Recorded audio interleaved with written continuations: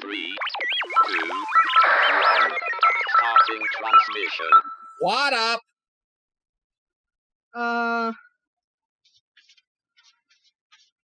The Falcons are beating the Packers. That is amazing. You look like you have all your hair until you turn your head, and then I can see the buzz cut.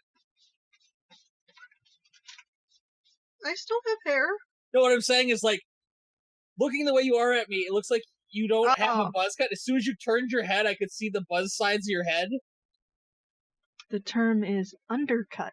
Oh, okay, I'm sorry. Because you're a woman, it's an undercut. No. Buzz cut is buzzing everything plus the top. Oh, okay. Actually, I think that's a crew cut. Crew cut is when they leave that little leaflet in the front. Crew cut's when it's, like, flat across the top. That's a flat top. Yeah, no, what I'm saying is, like, crew cuts, a buzz cut is everything, I think. No, I don't mean everything at the same level. Oh, yeah. Because my boss's bosses all have, I think it's crew cuts, where it's, like, flat across the top. Yeah. No, I have as much undercut as you can have. Yeah.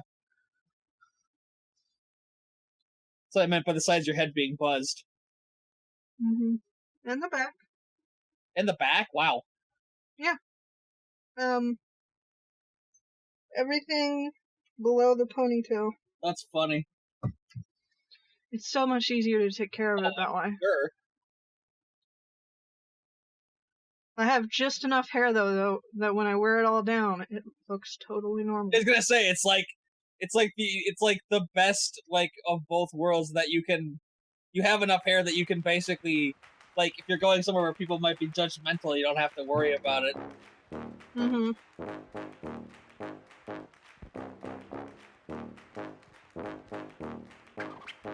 Hello and welcome once again to the super happy fun Jabbertron Tea Party podcast with Kiki and Cupcake.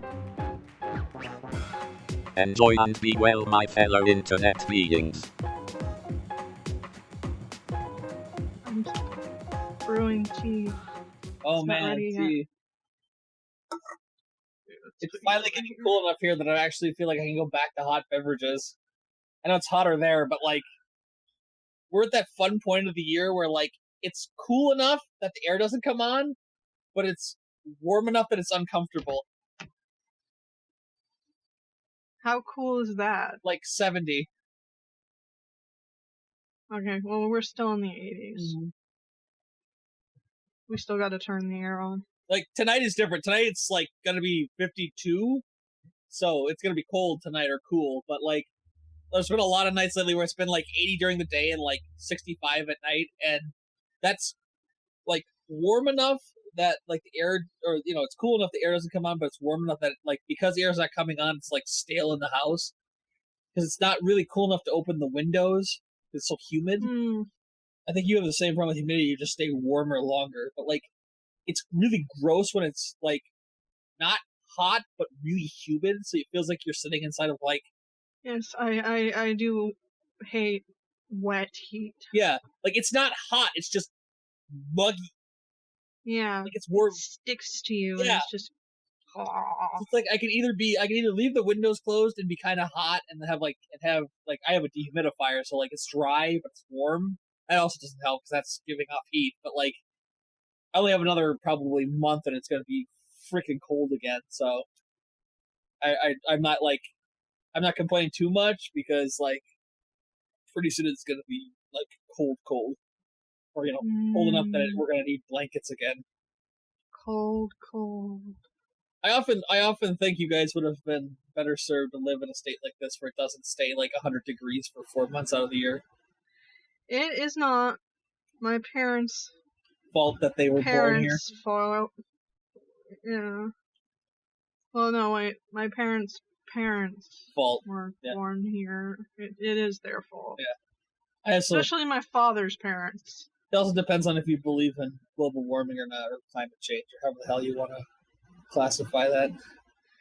If you look at my Facebook feed, you can clearly see that I do. Well, yeah, you're one of the people I can talk about it without it turning into a political discussion about how it's all the scientists are just doing it for grant money.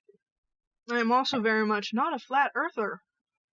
Oh, what? You don't believe the Earth is flat and 6,000 years old? I mean, I've got rocks older than that in my backyard, but hey, what the hell am I talking about?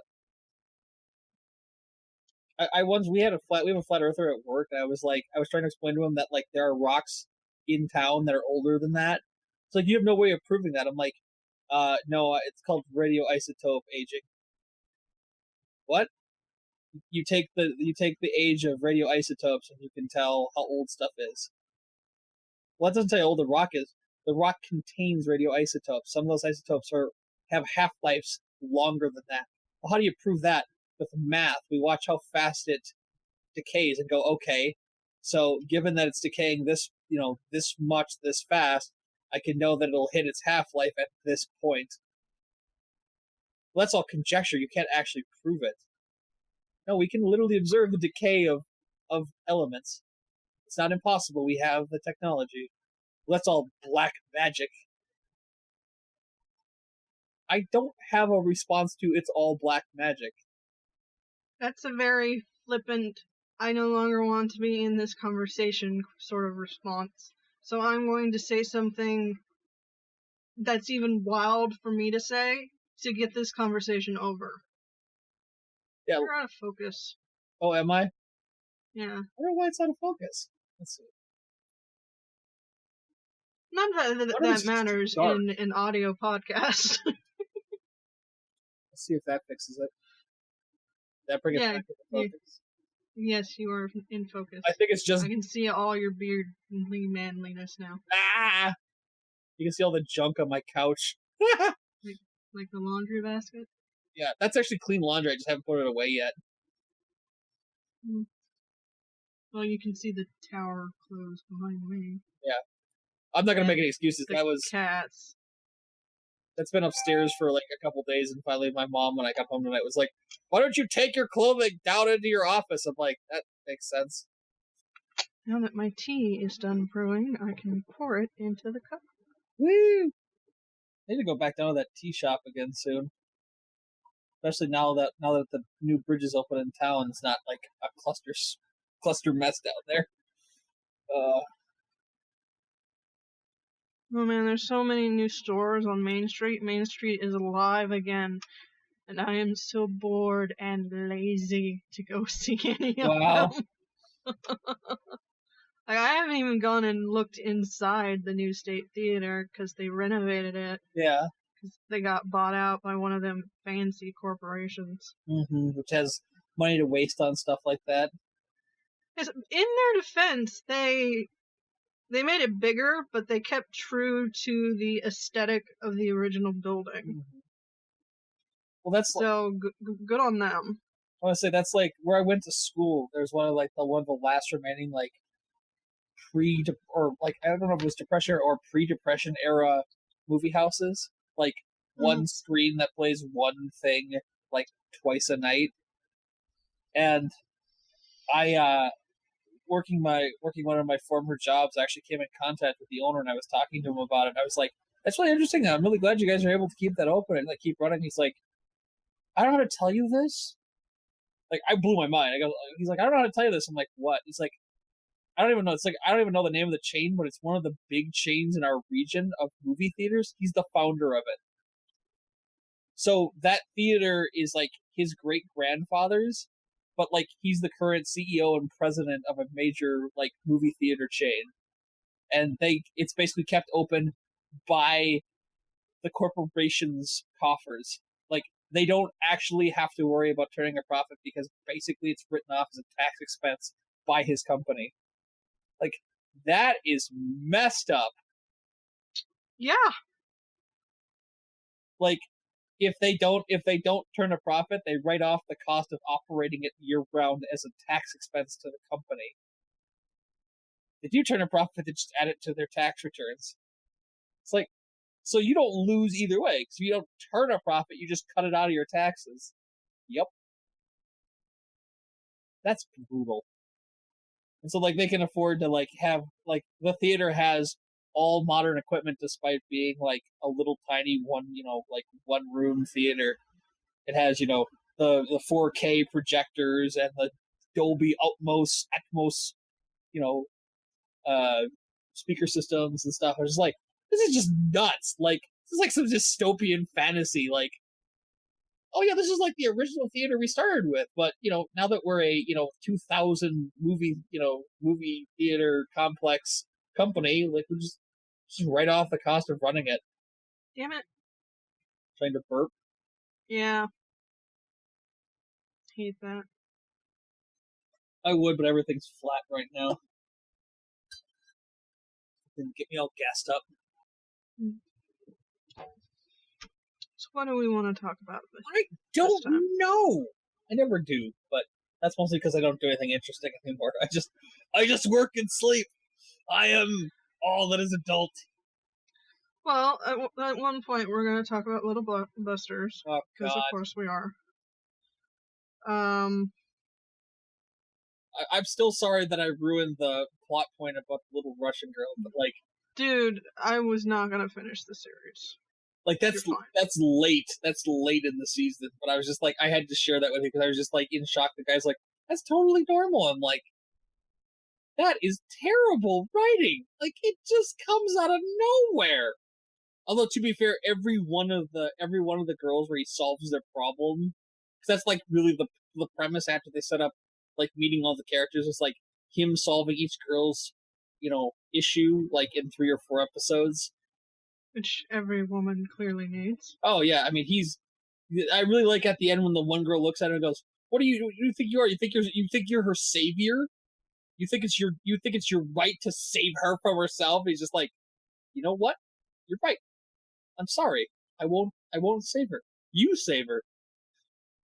It's just the best exchange ever. But yeah, I don't know. It was interesting, but also kind of bad because I felt like the writing was really stodgy, and that like some of the character arcs were easier to swallow than others. Like the first girl has got some sort of like, she's the cute girl who like likes candy and makes picture books and like is destined to be a kindergarten teacher, and like her thing is that her older brother died from like cancer, I want to say, some undisclosed terminal illness. Spoilers, by the way.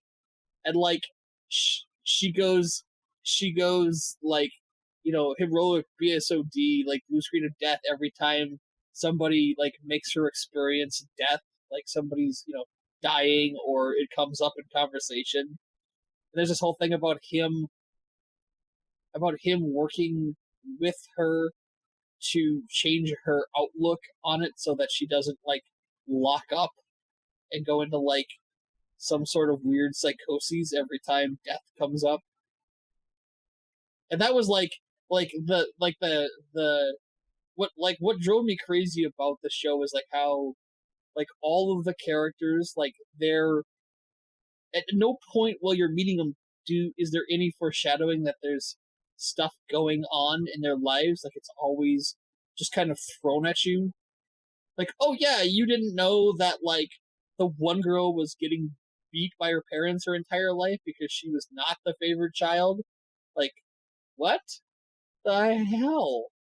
That never came up in like the first 10 episodes. They just randomly throw, oh yeah, what's her nuts? Yeah, her and her twin sister. Yeah, like she's not the favorite child, so they beat her pretty regularly. Like, what? There's weaving it in later and just dropping it down like a brick. Yeah. Like the Russian girl's arc at the end of the series is like, she's like the little lolly girl that can't speak very good English, and like her whole thing is that she wants to be an astronaut, and she's having a hard time like learning English, and that's really important if you want to be an astronaut because all aeronautical work is done in English. And there's this whole like character arc that they start to kind of weave about midway through about her mother being this really famous Russian astronaut cosmonaut, whatever, and they like she feels really inadequate, like she's living in her shadow. And there's this whole thing about her mother having, like, inviting her home because they're gonna like test fire this like new rocket that she's been helping work on. And before she can go home, there's an accident and the rocket like explodes at the launch pad. And it's like, okay, that's fair. And then she gets special dispensation to like go home to visit her mother because, you know, they're not sure what's going on. And like after she leaves, they bring up the fact that her country's in the midst of like a civil war. And that's why like they weren't sure if she was going to be able to go home, but at no point previously did they ever bring up that she came from this like war-torn fictional country until she went home, so that they could set up like the conflict of, oh god, she's going home to the middle of a civil war that she didn't know about apparently. Despite the fact that like this is apparently like an ongoing conflict, like, you know, like Chechnya and Russia kind of thing, like. So it would have been impossible for her to not have known. Yeah, you know what I'm saying? Like, there are rebel forces that every once in a while like flare up. So it's not like it's something like rioting because people are upset. Like, they actually refer to them as rebel forces. You know, it's not like, you know, so, you know, pardon the phrase, like there's a police shooting here and people protest, like actual rebels with guns, like killing, you know, government forces. And I'm kind of going like, that's terrible writing. They could have foreshadowed that at any point before she went home. There's this whole thing about her getting captured by the rebels and like being like tortured basically. And yeah, I was just like, what? And then like there's some like mystical Deus Ex Machina where like she can hear all of like the little busters, her friends, and like she finds not give up and, you know, frees herself from capture. And like as soon as that happens, it cuts back to Japan, and like you see a newscast saying that, you know, the government forces have subdued the rebels and they're now, you know, searching for all of the lost, you know, government forces that were captured, blah blah blah. And then like cuts back to that she finally got to meet her mother and they have this conversation and blah blah blah. And then like it cuts back and the little busters are practicing baseball because that's like the overarching plot, that they're gonna play baseball. And she emails the main character Ricky and like I'm back in Japan, I'll see you soon. And then she, you know, shows up and it's like, oh great, she survived. And it's like they really tied that up in a really neat little package. Like her country supposedly was in the middle of like a rebel upheaval, like a civil war basically. And then it just like, oh yeah, no, they put him down, so she's fine. Like, what? The fuck? Like that was the one character arc that I just couldn't swallow. I was like, that was way too just like coincidentally set up and dropped as soon as it wasn't convenient anymore. Yeah, if her country is at war with itself, the civil war is going on, and apparently other people already knew about it because they were afraid about her going back. Shouldn't it have been worried about from the start? Because eventually she'd have to go home? Yeah, like she does mention at the beginning that she was running away from home, but not why. And then like later on she explains that she was running away from home because she felt like she went to like this aeronautical school and she couldn't keep up in English, and so she kind of like she did 6 months and then she transferred to Japan where like her grandmother lived, I want to say, and like was going to school in Japan because she felt like she could at least try to, you know, like I think she's supposed to be half Russian, half Japanese, but like she's much better at Japanese than she was at English. There's at no point do they ever bring up like Civil War, Rebel Forces, or anything. Like her whole character arc is built around her like feeling like she's in her mother's shadow, and then there's this whole plot device about Rebel Forces, and then like capturing her and being like, oh, she's that dirty traitor's daughter, and it's like, wait, her mother's a traitor? What? I'm so confused. And then like once she's home, it's never brought up again. Just done. And like there was more character arcs before and after that, and they were more reasonable things. Like there's a whole thing about like there's a guy who's like a kendo master who's one of their friends, and like him coming to terms with stuff and helping people. And his character art was at least like interesting and kind of believable in the sense that everything that caused him to do what he was doing was happening in real time. So there was not like in this like when they talk about the rebel forces, everybody talks about it like in a matter of fact, like all the little busters back in Japan that are not the main character talk about it like they've known about it forever. Like, oh yeah, everybody shits rainbow sherbet from that country. Wait, what? Oh yeah, it's been that way for 50 years. Since when? Oh, since always. Why have I never heard of this? Oh, you didn't know? I thought everybody knew. What the fuck are you talking about? Like, that's a really bad example, but that was what I came up with. I was arguing with the guy the other night about it. I was just like, let's just be like, yeah, everybody shits purple rainbow sherbet. They do? You didn't know that? Like, nobody ever brought it up. You don't? I'm supposed to? What? Huh? Well, I feel less bad about deciding not to watch more than just a single episode. Yeah, it's not a bad show, but like it's a key visual novel property, which means basically they're gonna pull shit out of their asses. I've learned anything from watching Air, Clannad, Canon, now Little Busters. It's like, what is this? What am I watching? They're going, well, you're being way too critical. I'm like, no, I think I'm being just critical enough. Like, they could have woven this into the story anywhere. Like some of the stuff was like it's kind of like if you watch the characters, you can kind of pick up that there are things going on. But like some of the stuff they just threw in as like convenient plot devices, and that just drove me crazy because there's any number of ways that you could weave these little hints into the story. Like the whole thing about our country being in the midst of like a civil uprising. When they're sitting in like the cafeteria, you could have like a TV going in the background and hear like the newscaster talking about like, her country's in the midst of civil, unrest.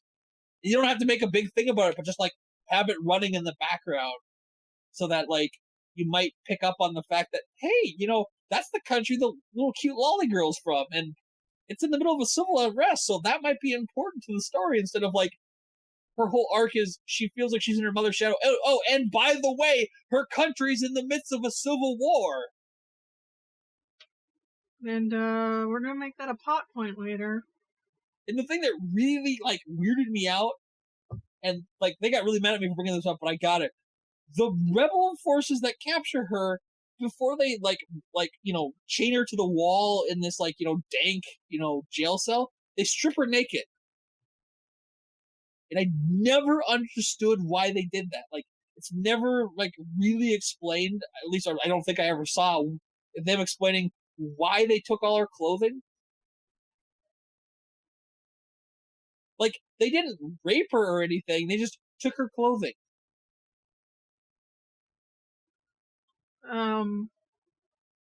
Nudity is torture? I guess. I mean, I see what you're saying. Like, technically, in certain situations, nudity could be used as a torture device. Feels more like they went, sure, why not? We can. Yeah. And, like, they picked on, like, the 14-year-old lolly girl. That's why I was just like, this is going to all kinds of squicky places right now. Like, they don't pick let's just say the more mature girls. They pick the little like the little lolly girl to be the one they strip naked and tie to a wall. It's like, or chain to a wall. It's like, this is some really weird freaking lolly, like S&M freaking bondage shit. I don't have, like, not that I haven't run across that, you know, in my travels, but just kind of like out of left fucking field. And I hate to, like, focus on her story arc, but that was the one that just, like, stuck with me as, like, this doesn't make any sense.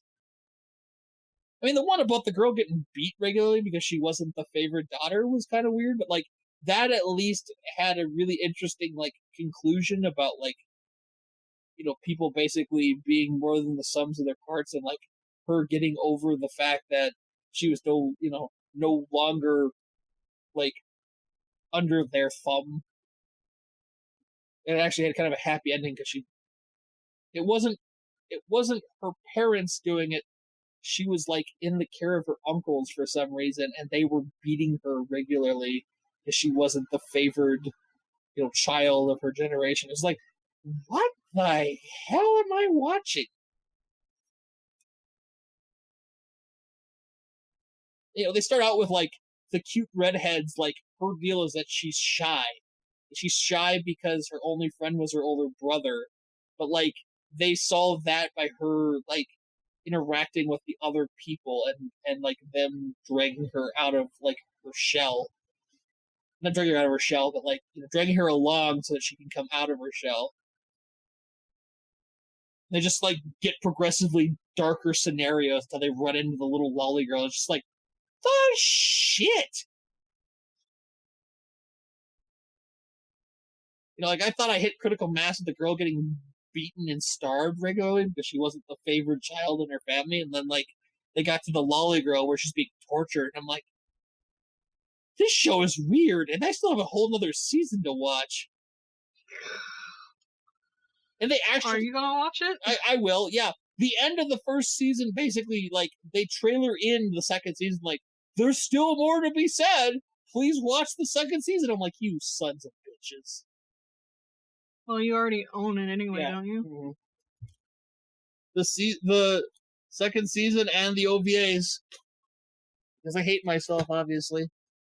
Consumer horror. God. So dumb. Like, I don't know why I keep buying these dumb animes. Like, I enjoyed some of it, but some of the writing was just to me, was so badly put together. Like, everybody's going, you're crazy, it's fine. I'm like, this writing is terrible. It has no logical progression. They just throw stuff in to make it work. Aw, thinking too much with that critical eye now? Well, what was really crazy was the people I was talking to were other anime fans who had, like, watched or were aware of the series were just like, I don't understand what your issue is. I'm like, the show is badly written. Like, no, it's not. I'm like, yes, it is. Like, the super happy, peppy upbeat girl, yeah, she was the one that was just, like, beaten repeatedly her entire childhood. And that's, like, their premise was like, well, she's hiding her pain. You didn't give me any reason to believe that she'd ever been beaten. If all you show me is happy, peppy girl, I just think she's happy, peppy girl. I don't think she's hiding her pain. That's not, like, the first thing that comes to mind when you give me a character that's just, like, super upbeat and, like, always trying to help people. Like, yeah. You're supposed to drop some hints of something. Yeah. Like, we can tropify, you and I can understand that people who are like that may be hiding the pain, but there are also people who are just super happy, peppy people that, like, there's nothing wrong. They're not hiding anything. They're just happy people. And if you don't give any hints that there's something wrong, I'm just going to think, yeah, it's just a super happy person. I mean, overall, I thought the show was pretty good. I just felt like some of the writing was just not well put together. There were any number of things they could have done to... I mean, I don't want to call it foreshadowing, because, I mean, that's not really what it is, but just try to work in... I guess it is foreshadowing. Work in foreshadowing that something's up, and not just be like, oh yeah, it's this, by the way. And then as soon as the arc is over, just never bring it up again. The story is a linear line of things that have been tied together. There is no weaving happening here. Yeah. And the whole problem, I think, is that it's based off a visual novel in which you pick a girl and follow her arc through the game. So theoretically, what you're seeing is how do I take a whole bunch, like, 5 or 6 girls' stories and weave them together in a logical progression, but like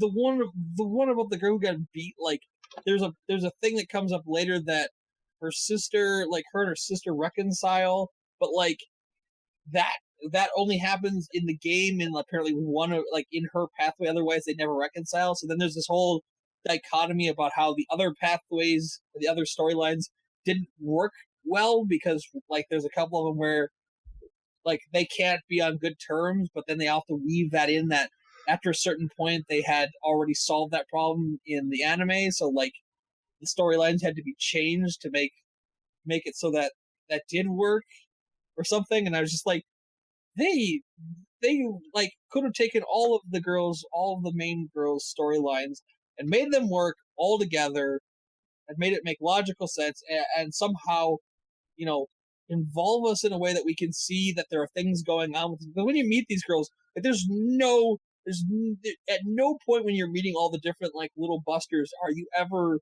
led to believe that these girls are all damaged in some way. It's like later on I worked out that the show is about, Ricky meets these girls, they're all damaged, and he's gonna try to fix them. I don't want to say fix them, but like help them solve their problems.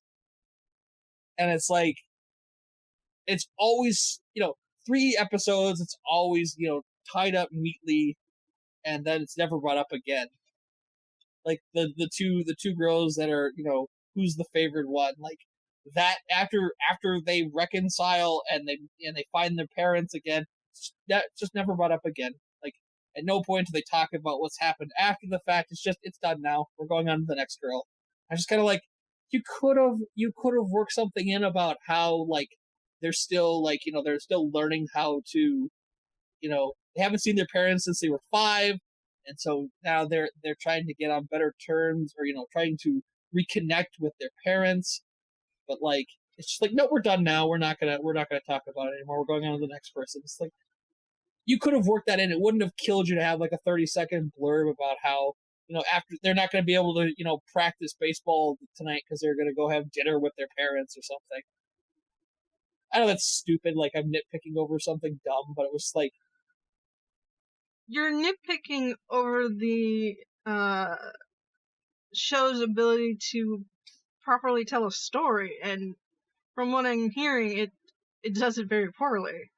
It's just kind of, I don't want to say it's thrown together because it does follow logical progression as each one of their problems are solved, but like there were ways that they could, without actually having to further their storyline, reiterate that they're making progress in their own life issues.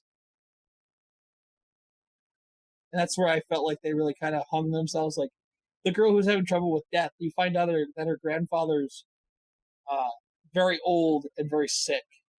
Because they go to a senior center to help clean, and Ricky meets her grandfather. He goes, "You have the same last name as such and such, and are you related?" And he starts telling him about like her issues, and like they could have had something about her going to visit her grandpa because now she's she's getting over the whole like locking up when people are sick, and they didn't. They just like, she's done.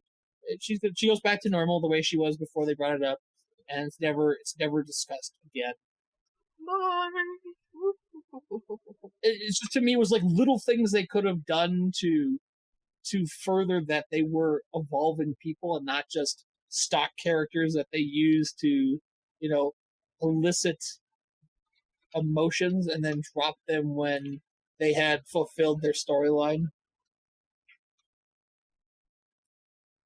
Like, believe it or not, I liked the show. I just kind of like really got stuck on that the writing was mediocre and not like excellently done. There's not an ongoing character arc.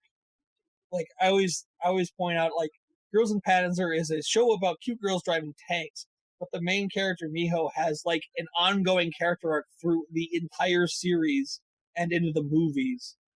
Like she keeps evolving as a person. and the other girls around her continue to grow as people. Like, they don't stay the same. And even if it's not huge changes, they are ever evolving characters. They learn from their mistakes. Their tastes change. You know, the girls fashion, like their fashion sense changes as they grow, which I thought was like a really, like, Sailor Moon did that, which I always thought was really interesting. Like, what they wear changes from season to season because obviously what's popular changes. And those are like little things that sell you that they're not just a two-dimensional character, that they have depth. And it's stupid, like, it doesn't actually give them any real depth, but it projects that they're not just a theory. They're an actual, like, somebody sat down and thought out, like, if they were a person, like, how does this affect them? I mean, like, you have, like, I always love Sailor Moon because you have this, like, huge character arc through the entire series of, like, Usagi, like, growing from, like, crybaby rich girl to, like, savior of the universe. And who's still a crybaby. Yeah, who's still kind of a crybaby. But, like, there's this progression of, if you watch, she relies on, like, Tuxedo Mask, like, less and less as the series goes on because she grows more confident, she grows more powerful, allies grow more powerful. It's one of those things, like, with this, it would have been great if they had done that with the girls, like, them becoming, more well-rounded. Because there's this whole thing about, it's really like a coming-of-age thing about them finding themselves. Like, if you take away all of the stupid, plot devices, it's a story about growing up, and they continuously reference that there are the three boys there's four guys. Three of them are third years who are going to graduate soon. And then there's Ricky, who's like a second year. And there's this whole thing about, well, they're going to graduate, and they're going to have to, eventually, the little busters aren't going to be able to stay together. They're going to have to go their separate ways. And there could have been so many great things about everybody, like, growing together. And they kind of, at the end, they kind of gloss back into that area where Ricky talking about, like, the guy who was the leader, who's very suave, he's popular, he always has answers. He, near the end, he goes, I'm a third year, I'm in my last semester of school, I am stepping down as leader of the Little Busters, and I'm making Ricky the leader. And it's like, he's like, oh my god, why, you can't make me the leader. And it's like, no, I'm gonna graduate. I'm passing the mantle to you. You are now the leader of our group. So step up, my man, step up.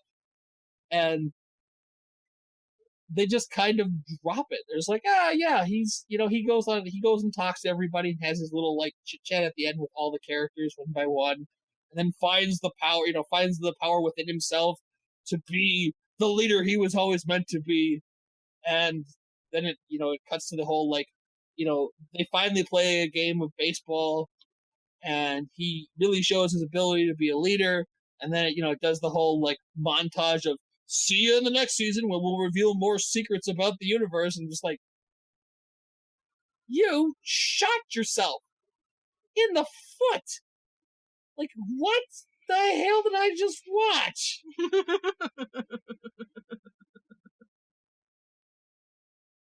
I don't normally get this hung up on shit, but the show, like, had so much potential and it just squandered it repeatedly. There's nothing wrong with being critical at something that you kind of mildly enjoyed, but also didn't. I enjoyed it for what it was, but I also totally respect the fact that, like, the writing was stodgy as hell. There was so much they could have done with it that they just squandered every possibility and went for, like, the easy,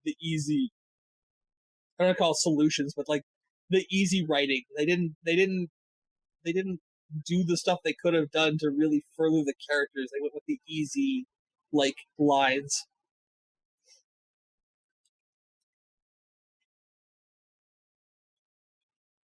And they keep playing up this really weird, like, dramatic angle of, like, ooh, there's going to be more stuff the next season. It's like, you never actually. I mean, I don't know.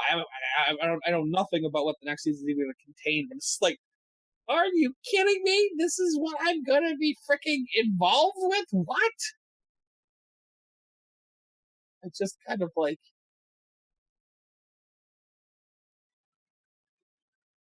I don't know. I just like. Just kind of in shock. Yeah, it wasn't that long ago you were saying it was kind of growing on you. I mean, it did. That's why I saw it all the way through. But it's just like, it took so many weird turns.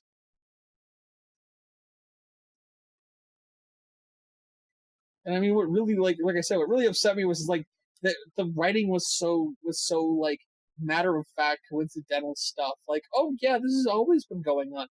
What do you mean this has always been going on? That doesn't tell me anything. Stop yawning, for fuck's sake! I'm sorry, I've been awake since 5 a.m. Alright, you can yawn.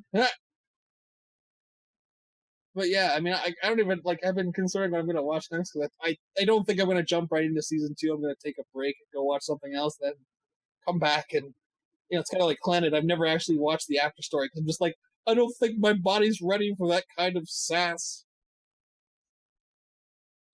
Well, I started watching 2 new animes. Oh, yeah?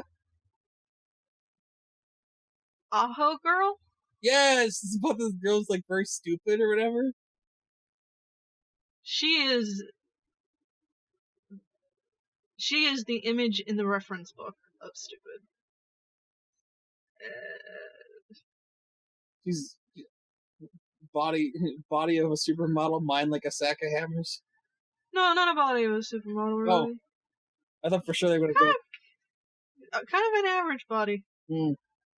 Now, one of the other girls has the supermodel body that she molests all the time. Oh, of course she does.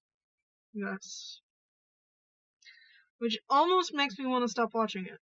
Almost. Because they pretty much spend most episodes either molesting or beating the shit out of one another. And that is pretty much the episode. She does something stupid. Someone will get angry at her, likely her male friend who considers himself not actually her friend, just her neighbor. Mm-hmm. Will yell at her. Other characters will ensue, and then collapse into molest punch pile. Mm. I have explained most episodes. It sounds like it. Oh, and there will be bananas. Oh, of course. I'm watching a clip when you're talking about it, and I'm just kind of in awe of the stupidness. I might finish it. Just 'cause. I mean, it's not terribly long, I think. Hang on, let me check. As I misspell it. Oh, they're still coming out with episodes of it. I don't know how long it is. What show is this? Aho Girl? Oh, yeah, no, it's still, I think it's still in progress. Yeah. Well, maybe I'll forget about it and then watch it later. Yeah, let's just forget about it for now. Because if I want to watch somebody aggressively fondle somebody else's boobs, I will watch porn. Delicious, delicious pornography. But even though I meant to do this when this started, when this came on originally back in... When did the anime air for this? 2013. I finally started watching Flowers of Evil. Oh, yeah, I remember you talking about that. Yes, and I am fallen in love with it. Yeah, I wasn't sure what to make of Flowers of Evil. That's the one that's like rotoscoped. Mm-hmm. It gives it a slight uncanny value to it that helps the atmosphere, because it's very adolescent, psychological, drama-y, kind of. Especially when they animate the teeth. Well, they don't usually go into that much effort on teeth. And you can see individual teeth. Without being too spoilery, essentially, kid both unintentionally and intentionally, because you're an adolescent and your mind makes you do stupid things, steals girls' school gym uniform. Really fucked up other student sees him do this, and blackmails him into doing pretty much whatever she wants to keep this from the student he stole it from, who happens to be his crush. Stuff ensues. Yeah, I'm reading a little bit of the plot synopsis going, wow, okay then. And I'm liking it so far. Yeah, reading most of the plot synopsis, I'm going, yeah, this is one I'll skip. Jesus Christ. Yeah. This is more of a Kiki sort of anime. Yeah. I think I actually just read the entire plot synopsis and just went, okay then. Not that I would wish any of these things on anyone. They're nice, things to think about. Mm-hmm. They're fun in theory. Cat's moving behind me, and I thought I heard him knocking shit over. Mm-hmm. Let's see, what else to talk about, bud? I don't know. I saw that Funimation finally solicited Love Live Sunshine's release. That's coming up in December. Is Sunshine after the other Love Lives? Yeah, that's the one that takes place with a different school and different girls. Isn't there like a Love Live Cinderella? Probably. Or is that a different? That's probably season 4 if I had to take a guess, because I think this is season 3. Oh, there is a Love Live Cinderella, okay. So I didn't just make it up in my head. No, it's when you said that, I remember seeing something about it. I was just shocked that they're finally releasing more of it after I don't remember who's got the original series. I think that's Aniplex. Probably Aniplex? Yeah. So I watched yeah, I see Aniplex on the producers. Yeah, so probably it's an Aniplex title. I mean, it is an Aniplex title.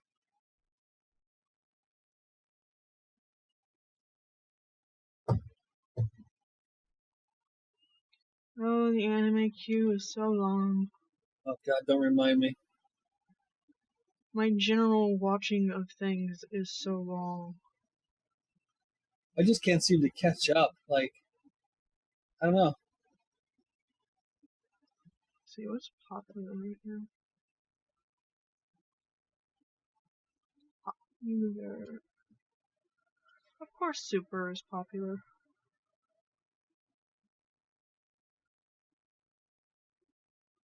I don't know if I should be watching Dragon Ball Super. I mean, I like Dragon Ball Z. Yeah. But Apparently, they're making a final episode to the second season of Eureka 7 that, we probably America will never see, but. oh, the Emmys are happening, that's right. What's. I was just watching them. Oh, I forgot so soon. The Emmys. Oh. People are winning those things and stuff.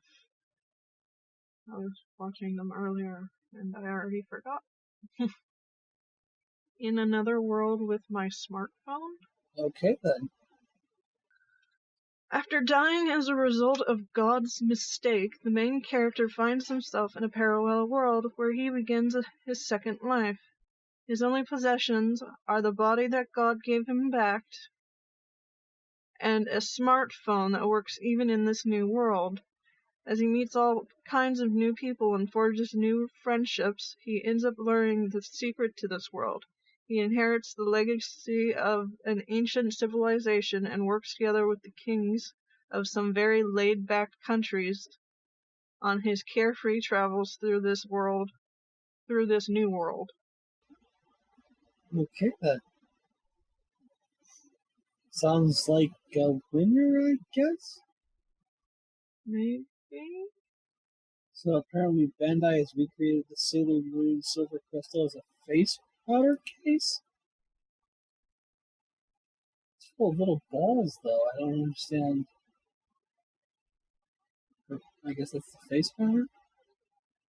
Which version of the crystal? I don't. I guess it's the silver crystal. Leonard Brand Sheer Boutique, the Pretty Guardian's Color Powder is a lace item in its well-established Miracle Romance line.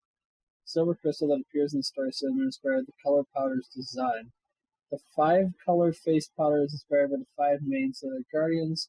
The powder includes 5 types of moisturizing ingredients. Once applied, the multicolored pearls create a transparent glow on the skin. After the face powder is gone, Sailor Moon fans can simply use the case to store small items. Can you link me to it? Oh, sure, sorry. Copy. And paste. Oh, so it's the flower version. Oh, they're those little ball powders. Okay. I obviously know nothing about cosmetics. I was just like looking at it like, okay then. It's super cute. Why are you in the trash, cat?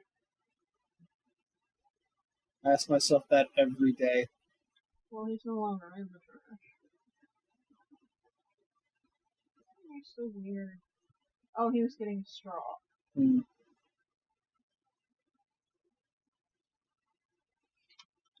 The hubby's on the bed because the game was cancelled. Ah, Got headphones in. fun. The cat is going to try to engage him in playing fetch. Ah. It looks like it's been otherwise a pretty quiet news day for my hobby. Anime's been pretty eh. I'm excited that Himoto Amuro-chan's getting a second season that apparently is starting October 8th. So that could be cool. I mean, I like that show enough that I might actually watch it in Japanese, like simuldubbed or whatever. Simuldubbed, but Crunchyroll. Well, I suppose it'll be on High Dive because it'll probably be a Sentai title, I'm sure. Although that someone else might get it. I think Sentai worked pretty hard to get that license because they did the first one. It's really weird. Like, a lot of people didn't like that show, but I was really oddly endeared to it because she's such an absolute shit. This anime is called Convenience Store Boyfriends.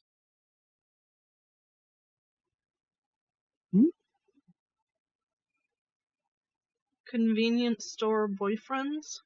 Oh, yeah, I think I remember seeing something about that.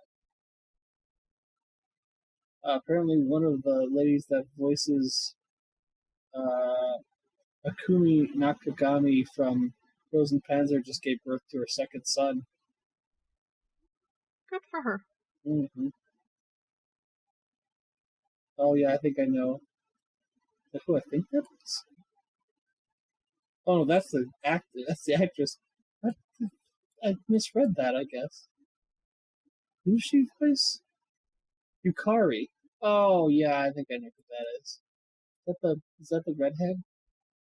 Oh, okay, no, it's her. All right. It's the loader. I was like, which one is Yukari? Wow, that's an interesting line to throw. We're talking about the relationship between Sasuke and Sakura in the new Naruto series, the one about his son. And they're talking. Isn't it like Boruto or something? Yeah, I think it is Boruto. And it says their absolute trust explains why they can spend long times apart, and when they finally meet up again, their daughter asks how they can. Sora asks her father if his feelings are connected to Sakura. He says they are. Asks him how can he possibly know? He simply replies, "Because you exist." Wow. Oh. The new Pokemon art style is just weird. The more noodly look? Yeah. They look kind of like doodles almost. I guess that's probably taking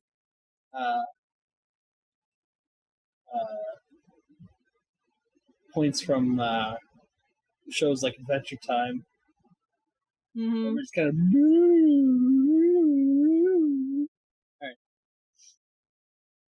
It's supposedly easier to animate. Probably. I mean, everybody talks about like the golden age of animation when it was all like the Betty Boop stuff, and everybody just kind of wiggled along to the music. Whatever. Oh, did you want to talk about your giant panties? I just saw that and went like, oh my god, what the heck?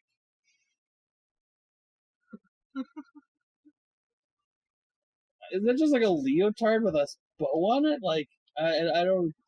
I assume it's made out of traditional panty fabric instead of traditionally leotard fabric, Well, okay then. and also has the bow as the panty would. Mm-hmm. Although that's really more of a Japanese thing, I guess.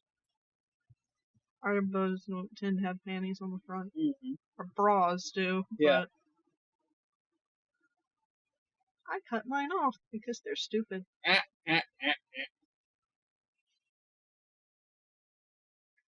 You can usually see them through the shirt, too.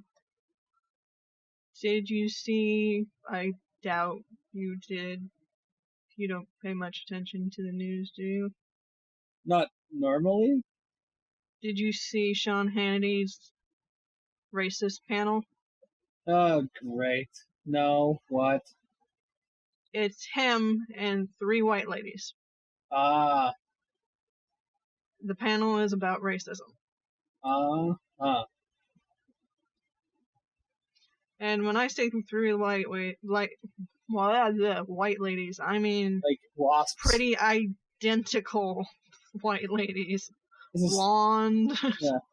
It's like having a panel about feminism with a bunch of 65-year-old politicians. Yes.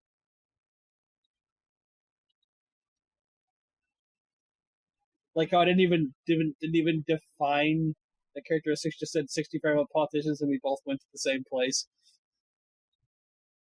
That reminds me. Brown it hasn't been signed yet, but our governor is expected to sign it. Yeah. Our sanctuary state bill went through. Wow. So yeah, California. Yeah, California. Such weird stuff in this newsfeed. That's cool.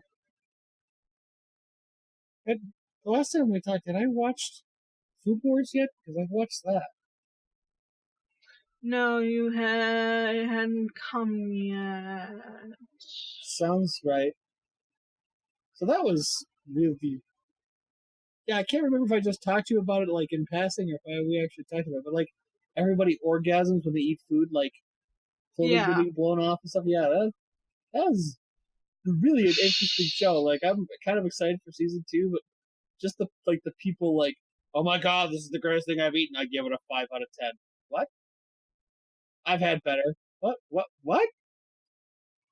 Ah, yes, that's some sexy anime food. Mm-hmm. The guy's doesn't get much sexier than that. And the guy's kind of a Mary Sue in that, like, he does have to try occasionally, but like, he's like got way too much like natural raw talent. Yeah, he's not actually trying. Yeah. He's like, oh no, I've screwed up. Air quotes, I'll try this trying. instead and pull it out of my ass because I'm basically like a Shonen Jump, main character. Yeah. I think it's actually considered a shonen trope. Yeah. I'm sure it is.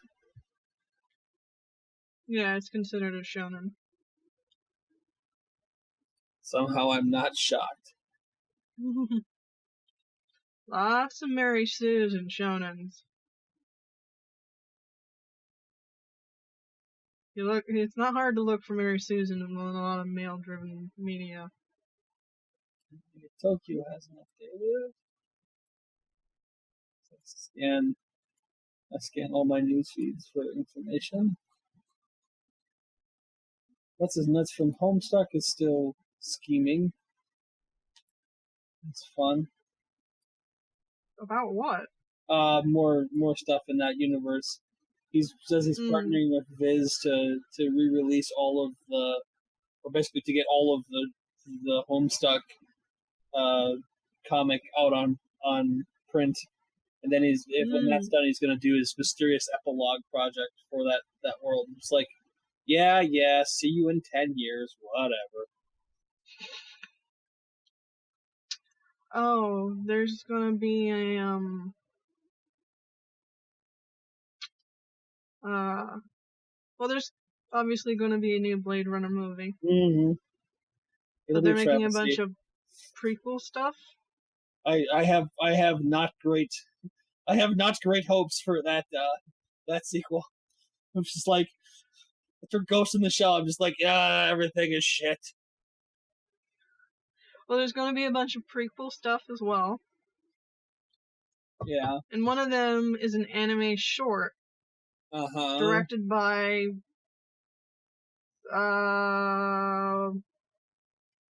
Watanabe? Yes. Yeah. The guy from, I was going to say, I'm going to butcher his name. The guy from Cowboy Bebop. Cowboy Bebop. Yeah. I have one word for you. The Animatrix.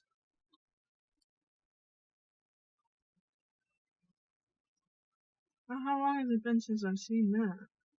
You know what's funny? Raid, wherever the hell he might be, bought it for me as a gag gift one year for my birthday. And there are a couple shorts from that are really good, and there are a couple that are just absolutely terrible. The one about the kids like learning to bend the rules of the Matrix is really interesting, and I think there's one like in a training simulation on Nebuchadnezzar. That was pretty interesting, but like the other ones are just pure garbage. It's like a lot of it after they released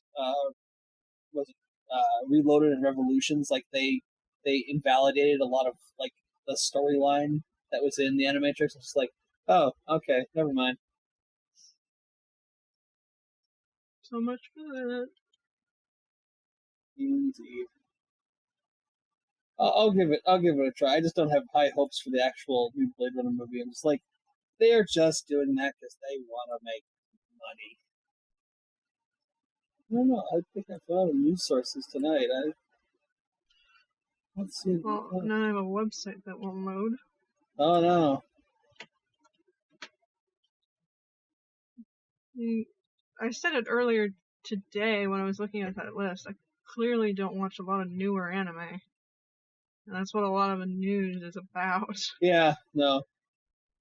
I'm still waiting for them to announce the home video release of Dragon Maid. I'm really sad that like they got it all simuldubbed and then they haven't really said when they're going to release it. I have a feeling, I'm hoping it's coming out in the like late winter because they simuldubbed Sunshine like last summer. So I'm hoping that means the release isn't far away. I mean, I guess I could just pay in for the simuldubbing stuff so I can watch it. I mean, I can watch it in Japanese, but I'm really curious to see the English dub. Oh, that anime I was watching from the other times, Encouragement of Climb, is getting an OVA. Oh, yeah? So I'm looking forward to that. That seems like a cool deal. So cute. I'm still shocked I managed to find the Sailor Moon movies. That blows my mind.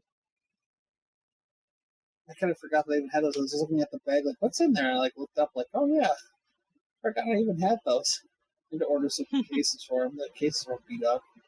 That's not a big deal at any time.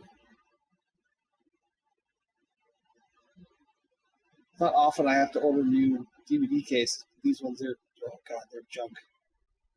The inserts are still good though. I'm really interested too because the Fizz did a redub of R, but they haven't done S or Super S yet. I suppose probably because they just finished. I think they just finished dubbing S, and then Crystal Season 3 comes out in November or December, so I'm assuming sometime right after that Super S will show up. I really gotta catch up on Crystal, too. I know, tell me about it. I just did. Oh. I'm just thinking about the fact that I have volumes 1 and 2 of Crystal, like, in the pile, and I'm just like, I should watch those at some point. Yeah, I'll watch them at some point. But if I ever or whenever I get to take a week of vacation, I'm just going to spend it, like, trying to eat the pile down. Which will probably be, like, 2 series, given the speed at which I go.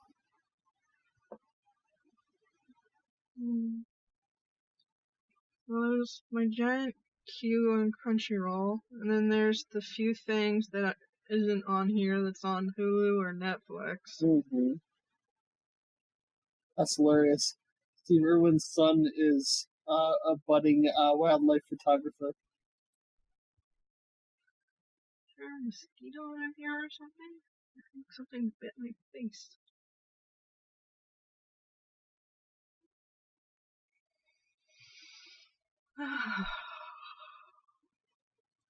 God, Florida sucks. Oh, that's just gonna just fucking sucks so much. Yes, it does. I'm sorry, I'm reading about power. Oh, sorry, what? I'm asking for what reason? Oh, or just in general? They're talking about restoring power to the areas hit by the hurricanes. And, like, if that was any other state, they could bury the lines, and you wouldn't have to worry as much about, like, hurricanes taking the power out. But because of the nature of where it is and how, like, what the soil's like down there, all the lines have to be strung. So basically every time there's a hurricane, you have to restring the lines.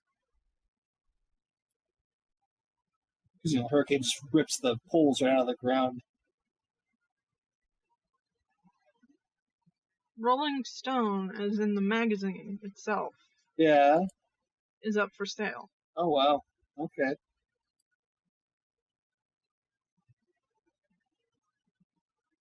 I mean, you know, magazines have kind of gone that way. Like, I'm gonna have to start, like, subscribing to Otaku USA because, like, nobody carries it anymore. Which is kind of a pain.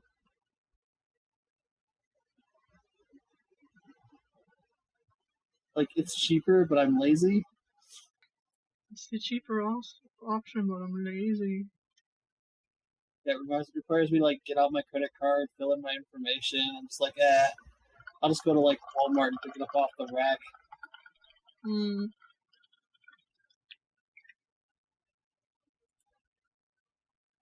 have to actually order the back issues, too, because, like, actually probably just one back issue. I could probably go to Barnes & Noble and get the other one.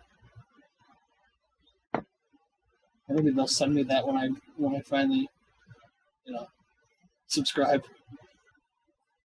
Oh yeah, I forgot I was looking at Imager because I'm easily distracted. Just because I feel like this is hilarious to send you every time we talk. Yes, that is a very large pile. Do you notice that the two piles behind the big one are starting to rise above the regular pile? Yes. God damn.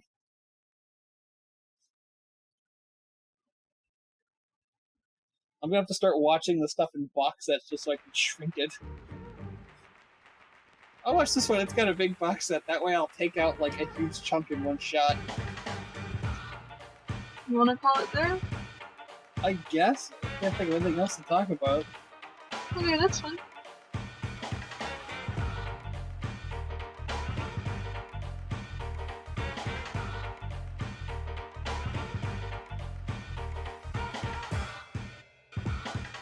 Thank you once again for listening to the super happy fun Jabbertron Tea Party podcast with Kiki and Cupcake.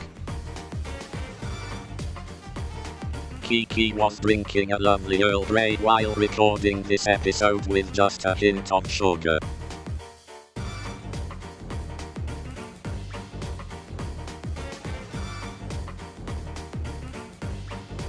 Farewell, my fellow internet beings.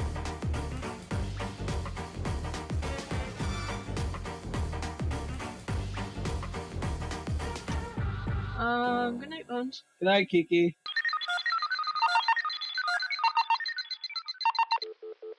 Transmission terminated.